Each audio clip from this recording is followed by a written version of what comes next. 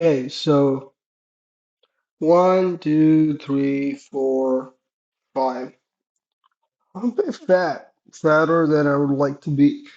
But the good thing is I'm super duper proud of me today. And that's because of two reasons. One, when I woke up, I had the opportunity to slack off from gym using laundry as an excuse, right? I said I was happy. Hey, let's go get some boha. This is going to be diet friendly, and let's just skip the gym. This is what I thought. Then I said, I just looked down. I was like, buddy, you can't miss a day of gym. So so I was like, all right, let's go. Let's hit the gym. It was full of traffic. I tweeted at the cops and they responded back saying that they're gonna fix it, which I don't think they're gonna. But got to the gym, had a pretty intensive HIIT workout. Pretty good. I don't know why more people don't do this.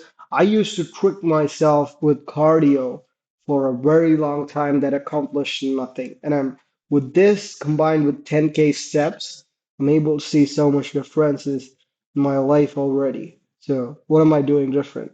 Well, first, before you start hitting cardio or doing the weights, just do the 7 minute workout. If you can't do the 7 minute workout, I do a modification of that, which is jumping jacks, and then you get on your knees and do the push-ups, and then jumping jacks, and then you just keep alternating this for like 10 sets at 5 reps each. Well, because I'm a fat man, that's why I'm able to do five. You can do more. Once you're done with this, you're gonna combine this with something called I don't know what it's actually called. I think it's called EMOMT, every minute on the movement or something like that. But basically, let's say you have three cardio machines. One is an elliptical, and then you have your cycle, and then you have your treadmill, and then you have your rowing machine. What you don't want to do is spend 10 minutes on all of them, but you're gonna do 1 minute on them and then alternate the machine. I don't know what makes this so effective, but trust me, it is. Like, I'm saying that just from sweating too hard. Um, but I think if I continue this, you will see the changes in my body and you will see why it's much more efficient. So I told myself winners are winners everywhere, which is if you fail going to the gym, it's also likely that you're going to fail at work. So I think that kind of applies because gym, in a sense, that teaches you how to persist through discomfort, right? And then I went to work. Now, whenever I used to choose a SaaS idea, I would pick something that was easy to build and had no problems, which the code has to be clean. Well, because I guess I was a shitty engineer and I didn't have access to AI. So I was just concerned about what is easy to build, and somehow I will convince that people have value in this. But later, where I realized is a lot of times people don't well, it doesn't have to be like that, but in my case, it tends to be like that. I could have built a sequencer, which is an easy task to build, but I had to offer a warm-up service to go with it. A warm-up service is hard to build. It's not clean code. You need to buy a lot of accounts. You need to send between them. The code base gets messy. So I used to avoid stuff like that. But then if you look at business outcomes, they don't care about how complicated the code is. I would argue, in most of the times, there is more value to your code when there is complication, and that is why they're not doing it in-house. They're buying that software from you because they know how dirty the code can get, right? And likewise, I decided to automate iMessage, right? And to be honest, because nobody watches this, it's just a GitHub wrapper, but it's very hard to set up for the average Joe who's a marketer who wants to send iMessage. So we're building this software that can automate iMessage. Think about, you don't open your email anymore. You don't, you get filtered by SMS, and then you're not opening WhatsApp, or people don't use WhatsApp in the US. what we're going to do is we're going to automate iMessage. And the reason I'm building this is there are only three players in the market right now, and all three of them are not self-serve. They're extremely costly. It's $1,000, $500 per line. But I think I can give it for like $100 to the $100 a month. So I'm going to actually do this. And like I told before, I might actually fail on this, and we might revisit this after 120 days. That's completely fine. That's completely okay if I fail. I'm just going to give my 100% in those 120 days. I'm just going to keep going at it. I'm going to find a way to focus better with my ADHD. Um, that's the main goal. So when I started this building this software, I realized that I needed a Mac. Now I had a couple of options. I could go back into the consumerist mode and say and convince myself, oh, I need a brand new Mac to build this, right? Which is terrible because I know that's how I usually think. And I told myself, you know what? This is not about you. This is not about your desires. This is just, you have to look at it just like a business. And so I ended up, thanks to ChatGPT, I ended up finding this niche website that comes with this software pre-installed, which saved a lot of time for me. Then I did the Firebase integration, which took a lot of time for the first time, but it won't anymore. Now I'm kind of confident I have something that's like a working prototype. I just sent a message to myself. The second challenge of this is constantly procuring new Apple accounts that are not going to get banned, and also making sure that the open source library for sending these accounts continues to keep working. Yeah, it might break. It's a very risky SaaS. It's not $1 million idea, but it has the potential because I see that most of the other channels are flooded. There's like getting into LinkedIn automation a bit early. All these businesses, they were right in front of me. When Instantly started, they were right in front of me. When Clay started, they were right in front of me. Clay is doing, I don't know, they're valued at $1 billion with a B, not in them, with a B, and they started right in front of my eyes, and I missed those opportunities. I missed several of these opportunities for several reasons, but Clay I missed because I thought holding the software was my IP because I was providing services, right? So when you provide services, what ends up happening is all the intellectual property you build, you kind of hold it away from the public and say that this is mine. If you want this, come pay me $5,000 a month. Instead, what they did was they made it $300 a month and democratized it to everybody, which is the average marketer does not know how to set up workflows. They democratized it. Some people have access to something because they have a lot of money or time or skill, and then you're making it easy for other people to access by reducing friction. This is democratizing. This is what Facebook did when they gave everybody access to a channel to publish. This is what YouTube did. This is what Twitch is doing. This is what a camera did because like you couldn't take a photo before.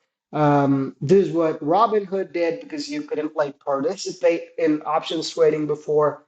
But that's it. That's basically it. So they democratized it, and that's exactly what I'm trying to do. But I'm breaking the price barrier because I kind of like calculated my COGS. Even in the best case, it's not gonna be more than $100 a month, and I can sell this comfortably for 250 after we've gotten our initial traction. But these people are just like too greedy. They're selling it for $1,000, $500 with a bunch of core salesmen, which is just wrong. So we're gonna try and break this up. We're gonna try and make it self-serve. I don't know how much of that is possible, but yes, sir. So it's that, and then I missed up on all these opportunities because I was A, afraid to fail, B, afraid of a complicated code base, C, I was afraid of, legal. Is this legal? Well, this is not legal, but it's not legal in the sense that it's against Apple's terms of service. It's not like the legal illegal. It's kind of the gray area. But you see these startups like Zapmail that's at 10 million ARR, and they're also clearly illegal in Google's eyes. Doesn't matter, doesn't fucking matter. I just need my $1 million. And then Apple can take me down. That's totally fine. Um, Yeah, it's like other companies are already doing it. They're making way more money than me. They should be taken down first. So that's my rationale right now because I just need the money. Um, what else? So I did not give in to the desire of getting a Mac. I found this hosting provider who would give me access to this. I tried an API call. It works. Kind of fucked up by resetting the Mac. I've sent in a support ticket. So hopefully that gets resolved. And I've done my first outreach to my friends saying that, hey, are you gonna buy this? I will give it to you for 97 bucks, which is break even. But I need my first customer. So, and I have a lot of partnerships in mind. Again, like I know a lot of people in the lead gen space who can benefit from it. I have no problem scaling this using outbound or ads. I will eventually start doing content around it. I don't want to get too famous with this because in these category of apps, the more popular your app is, the more people are going to spam using it, and then the easier it would be for Apple to take you down. So you don't want to be too famous. You just want to be famous within the people who are your actual customers. So that's a bit complicated, but hey, we can do it. Other people are doing it. Other people are doing it, meaning you can do it. I just want to say focused, and I just want to say I don't want to let my ADHD come in between. Like I'm not gonna waste more time just like sitting around wasting my time between meetings. No, I'm not. I'm just gonna be religious with my time. I'm gonna be a bit more focused. That's kind of why we're doing this meditation exercise because it allows me to kind of like shut down and restart my brain without having to go for a smoke, which is really nice. It's been 8 days now. All right, cool. 755. My goal is to get to 810, which is very tough. My battery is at 46%. I'm not sure how long it's gonna go, but I've gotten everything that's inside my brain out, right? It's being documented. And also one thing that I realized was if I just keep documenting and just keep listening to it, I'm gonna trust myself more because a lot of times my frustration and my anger against myself is by not looking back and thinking all the things I've accomplished. I'm only increasing my levels or benchmark for success, and then I'm thinking, oh, you didn't do anything. Well, 2 years before, you were struggling to make a dollar, right, with a $2 bill. That's how bad you were at sales. So you've improved a lot. You can sell $5,000 products and you've consistently sold them. Your bank account doesn't lie anymore. So it's not delusion, but you fail to appreciate yourself because you don't know where that time went. And if you can document it and look back, oh, I was trying this, it did not work out.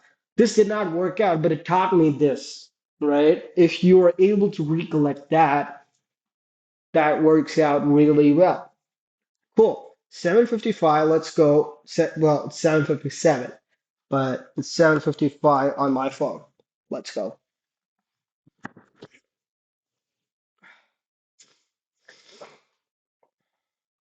Oh, and I also have to download this WAD and export it to YouTube so that it actually stays somewhere, but not a problem.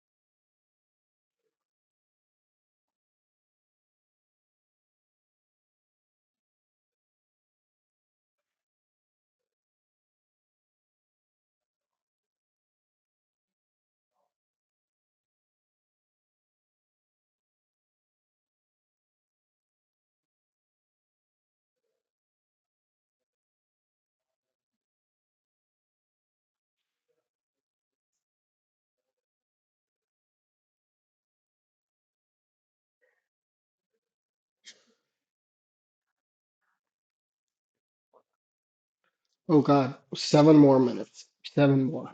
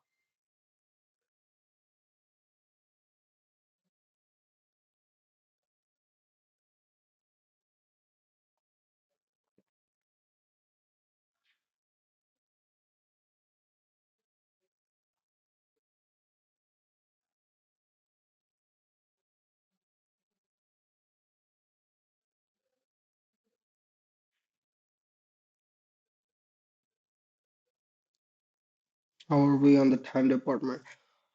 Well, it was 5 more minutes, but I'm gonna end it here. I feel pretty good. Hopefully, we do more. Right? That's the whole point of this exercise. Yeah, pretty fresh. You should try it.